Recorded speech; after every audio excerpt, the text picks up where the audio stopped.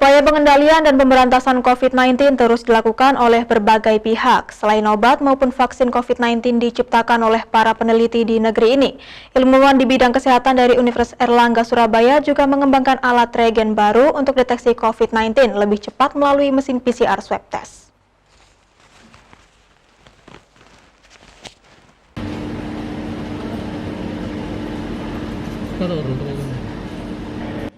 Universitas Airlangga Surabaya mengembangkan reagen jenis baru bernama Reagen Plus yang diklaim dapat memberikan hasil deteksi COVID-19 lebih cepat. Hal ini jauh lebih singkat dibanding reagen sebelumnya yang membutuhkan waktu hingga 24 jam. Rektor UNER, Profesor Muhammad Nasih, mengatakan pengembangan reagen baru ini memiliki keunggulan hasil PCR yang hanya membutuhkan waktu 2 jam. Hal ini jauh lebih singkat dibandingkan reagen sebelumnya yang membutuhkan waktu 24 jam. Untuk pengadaan proses selanjutannya, UNER akan bekerja sama dengan Kimia Farma.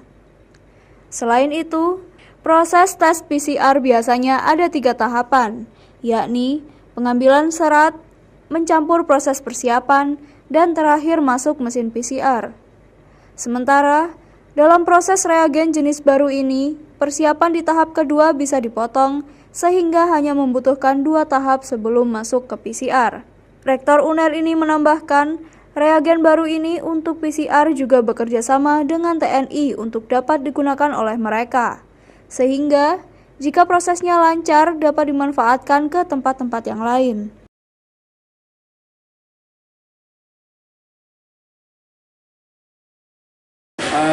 Minimal kan ada 3 tahapan ya kalau kita berbicara PCR itu.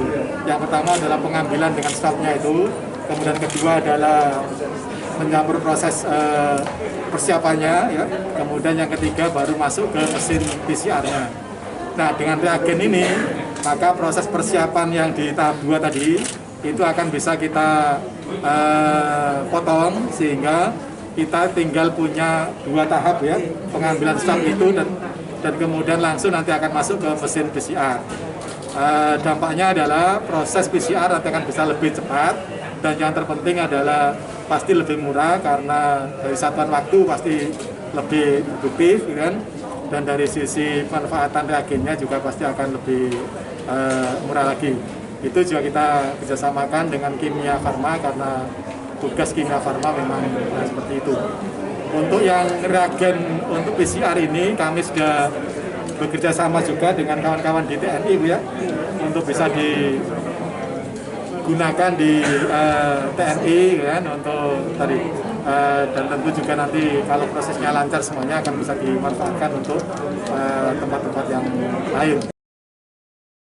Sementara itu, Ketua Institute of Tropical Disease ITD UNER, Profesor Maria Lucia Inga Lucida, mengatakan reagen ini sudah dilakukan percobaan awal dengan hasil yang baik dan pihaknya akan memperbanyak reagen tersebut. Bahkan percobaan ini dilakukan dengan beragam sampel yang telah dimiliki ITD UNER. Modifikasi, reagen ini juga diperuntukkan agar masyarakat dapat melakukan tes PCR dengan harga yang lebih terjangkau, yakni sekitar Rp100.000 dan bisa mendapatkan hasil lebih cepat. Tapi diganti dengan dan juga waktunya menjadi lebih pendek sehingga hasil bisa cepat keluar. Gitu.